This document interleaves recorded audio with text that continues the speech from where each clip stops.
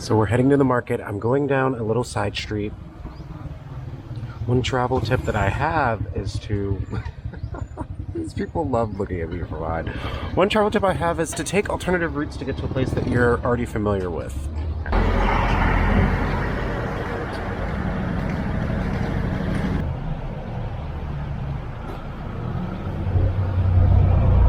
Yeah, this fits good. Yes.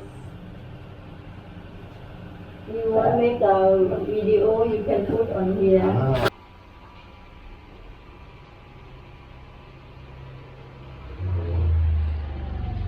My clothes from the lady, both of them fit pretty well. It was only 120 baht, which I think is like, how much is that? It's like $3, $4 to get 2 shirts altered, so amazing deal.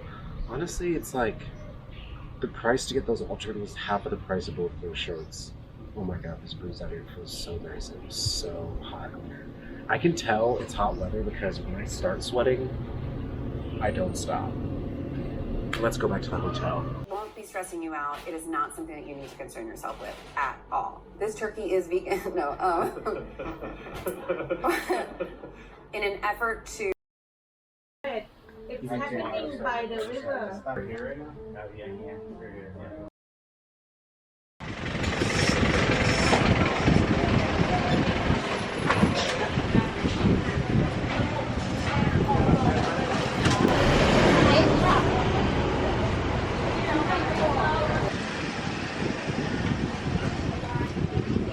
I've come back to this place at least 3 times just because it's close to the entrance of this market, and the smoothies here are really good and they have a lot of really good options.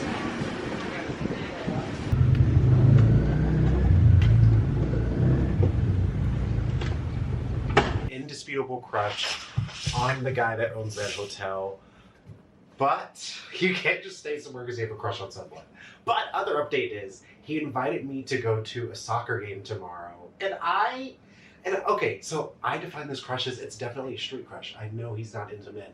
I just think he's very cute and charismatic, and I love meeting local people I love meeting local stoners. So that's the other thing.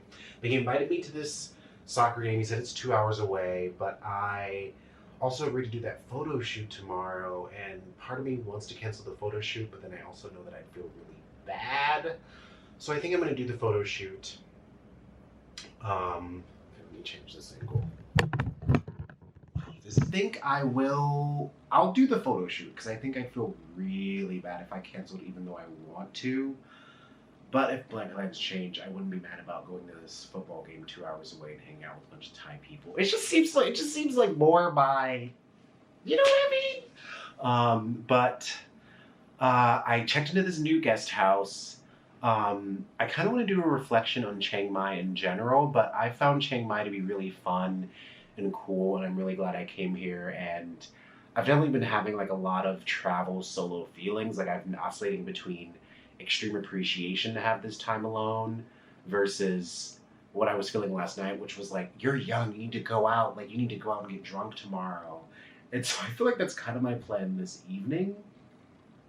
Because you also, when you're traveling alone, depending on your psyche, I really hold myself to a certain kind of standard where it's like, are you turning up, bitch? Are you using your youth to your advantage? But also using your youth to advantage can mean so many different things. It can also mean rest.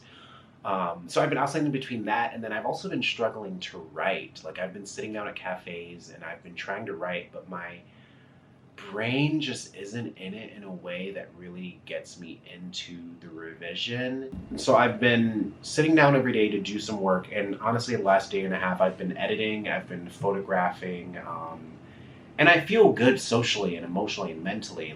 And maybe that's a part of travel.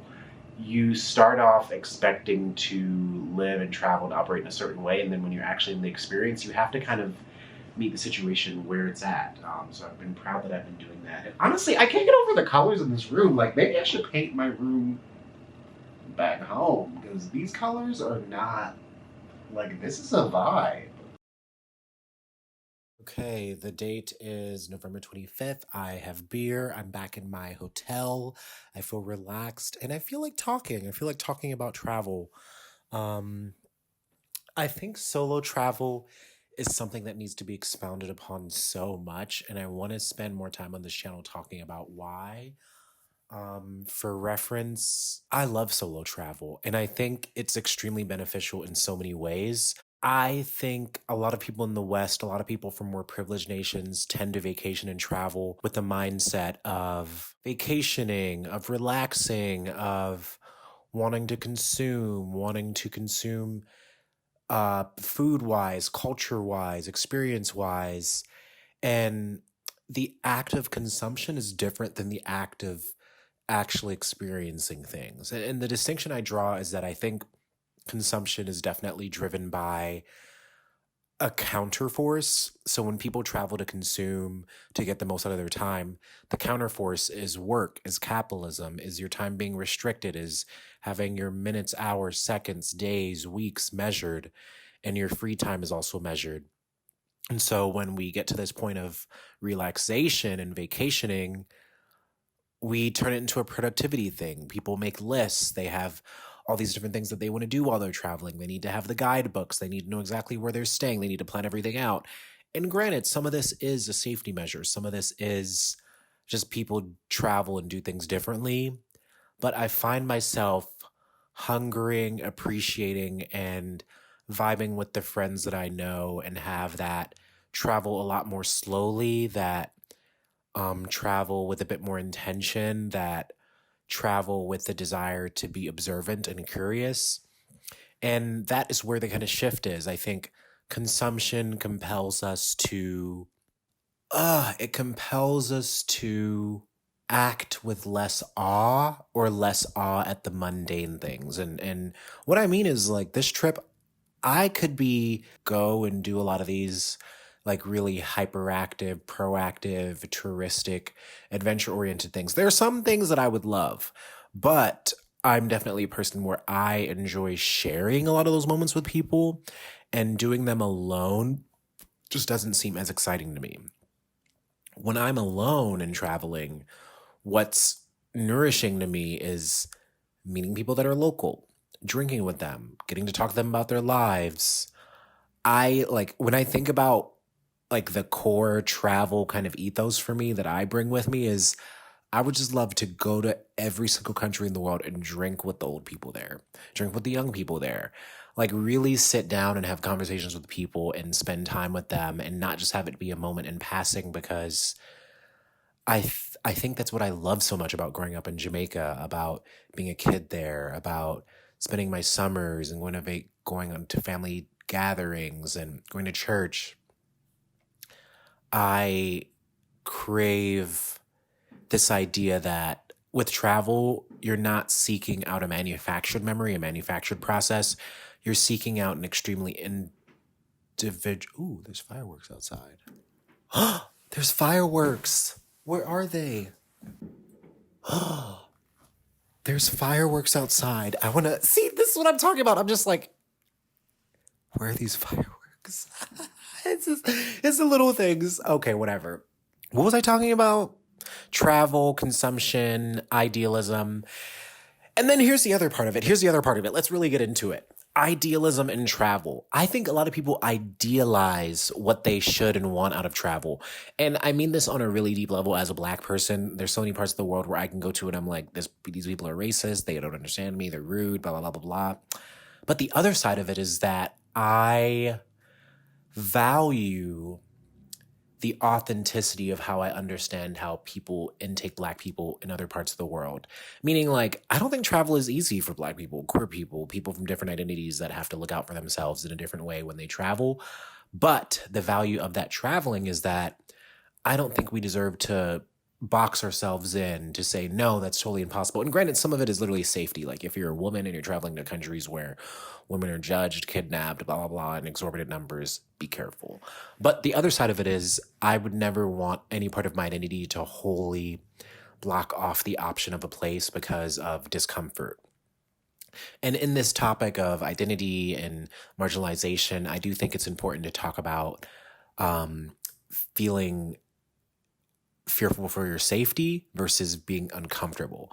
And I think a lot of people with different identities in the West that experience a lot of oppression, disenfranchisement, we can conflate lack of safety with discomfort. And yes, being otherized and treated poorly and just, I guess, categorized can be traumatic in a lot of ways, especially when it happens again and again. And I've experienced that. But I also think there's a part of us that's resilient, that is able to rise up, that's able to fight back, to not let that experience define us or define an entire place. And some of this is extremely contextual. Like, there are plenty of places I've been to where I'm like, that was so uncomfortable. But I don't think I've had an experience traveling where something happened that was so horrible that I thought, oh, I'll never go back there. And granted, things can change. I mean, who knows? But to the topic of idealizing a place versus the reality, I think slow travel is about the reality of places, about the reality of the different ways that you can experience a place. Even today, coming to this part of Chiang Mai and realizing that haircuts are 100 baht less than another part of the city, these are small things, but these small things really give me questions like, what are the different parts of the city? How are the different parts of the city categorized? How is it being gentrified? How is it being pulled apart? What is the cost difference? How do people live here versus in that part of the city or in that part of the country? All of these are questions that I wouldn't have if I was only traveling to consume and to leave with a sort of prepackaged story. I'd rather visit a place and have something that's way more amorphous, way more strange, way more uncommon, and a little bit more vague, because I think when you slow travel in places, you also have that more intense and authentic desire to go back, to revisit, to see people, to see places, to have a connection to a past that once felt very ephemeral. And I felt this last summer when I went back to Saint-Denis, which is where I stayed a lot with my ex in outside of Paris. I was walking around and I was thinking, I never thought I'd see this place again. And now I'm here and it feels weird and it's good, but it's weird. And then again, when I went to Lyon, France last summer, I have such a very specific and nostalgic memory of that place. But going back, it also gave me something new to revisit and attach to. I have so many more thoughts on slow travel and consumption and idealism when we go to new environments, but I just think it's really, really important as human beings to carve out time for ourselves in this economic system that is capitalism and to really find ways to be more human. And slow travel is one of those ways that I feel like I exercise that for myself, and I really encourage other people to do the same. So I'm going to keep drinking and we're going to go out.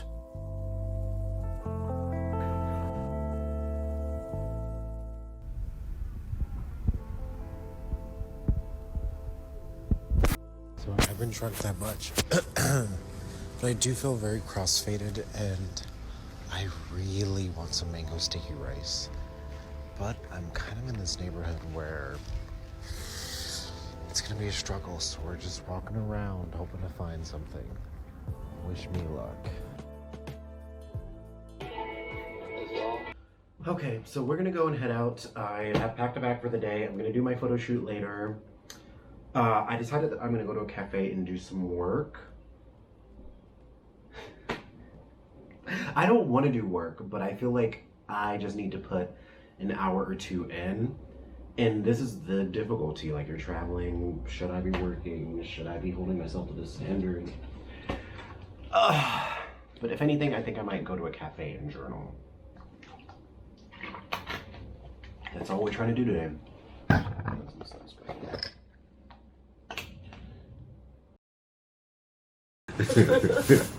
But yeah, I love it though. I love it. I'm just keeping myself happy, keeping myself busy. Good. I'm getting kind of like, I feel like, as I said, I wrote my 3 essays.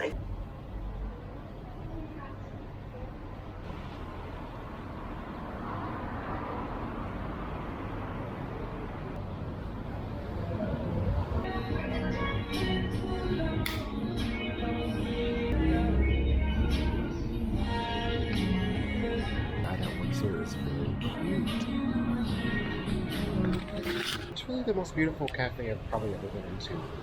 But I love these plants out here. This beautiful balcony. Inside, it's all dark wood, and it's up. And the second level of this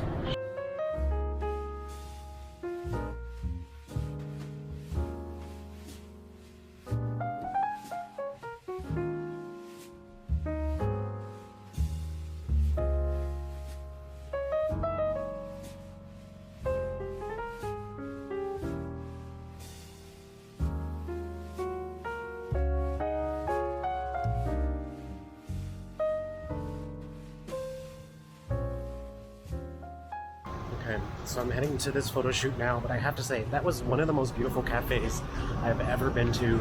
W.A. Viambra Cafe. Just absolutely stunning. Wow, there's so much stuff happening for this Paper Lantern Festival that I won't be here for.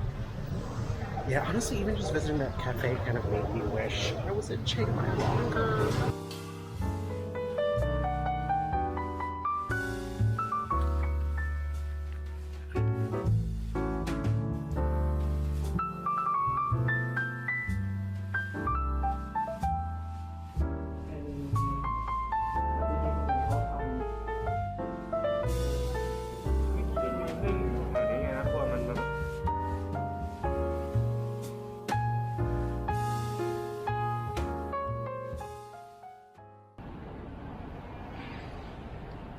Okay, I'm at the Chiang Mai airport.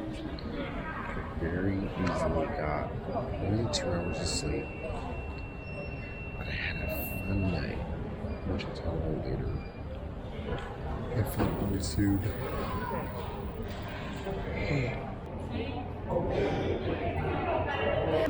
Ooh, we're going!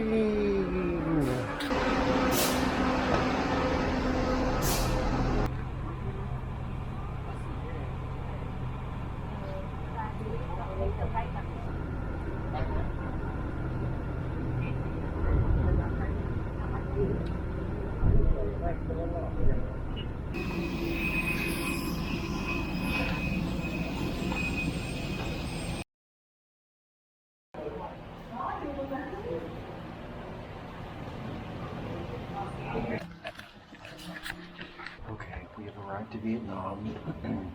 I am very confused by the money already. I learned how to say thank you in Vietnamese, which is cảm ơn, cảm ơn, cảm ơn. I'm so tired, but I feel like landing here has energized me. I have a couple of hours until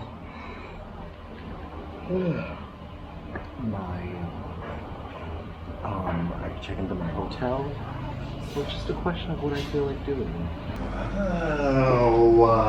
I have iced coffee. I got into my hotel room a few hours early. This hotel is... I just literally have to show you. And right there is the bed, which is a pretty decently sized bed. I love the light in here too. So this is all that side of the wall. You have a table and chairs over here, which I think will be perfect for writing. There's this wall over here, which is clothing and storage. I'm gonna put my bags in there soon. So let's do that now. And then we have a TV, more kind of like flat surface over there.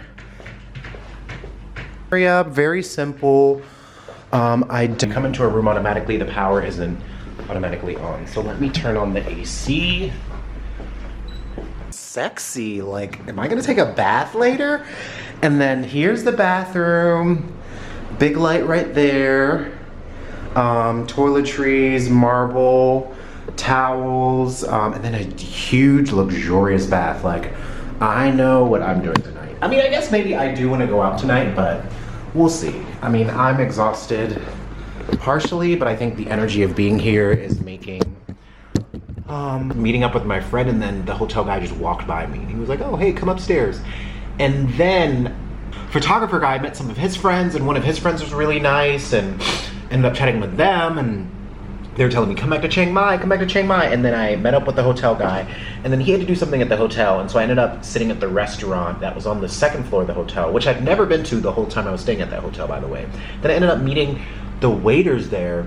One of them was really nice. Well, both of them have trained in Muay Thai for years, but one of them was 19, cute, had a little fade, like had a little swag, but he was just saying how much he loves black culture and black Americans. And I was like, oh, thank you. And then I ended up drinking with them until like 2 a.m. And then I got back to my hotel and it was almost 3 a.m. and I had to get up at 4 or 5. So I only got like 2 hours of sleep. And I woke up really tired, got to the airport, took a 1 or 2 hour flight here, 2 hour flight. And now I'm here. It's wild how 6 or 7 hours ago, it's wild how 7 hours ago I was walking home. But I'm not pushing myself to do anything right now.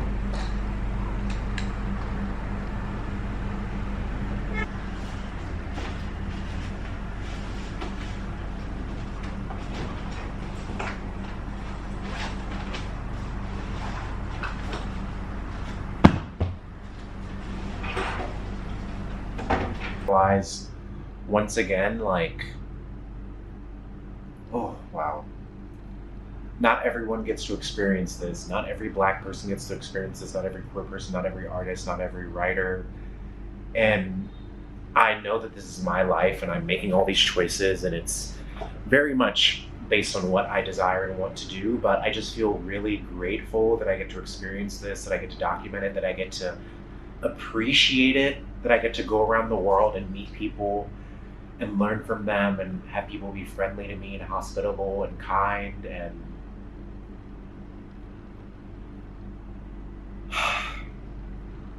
the world is a really fucked up place. And I don't deny that, and this doesn't erase any of that. But it does allow me to see both sides. Especially as a Black person, I just feel like the love and the curiosity that so many people have when they're respectful on a global level towards Black culture is just so humbling, and I'm just grateful to be here. And and sometimes I have these trips where I think oh, I'm grateful to be here, but I wish someone was here with me. But I mean, that would be great, but I feel happy, fine, content, just appreciating this moment right now. And I think that was something that my book tour kind of helped me understand. There were so many moments during my book tour where I was traveling around and I was wishing that I had someone with me. And I mean, now I'm just kind of it is what it is. I'm living life. Oh, wow.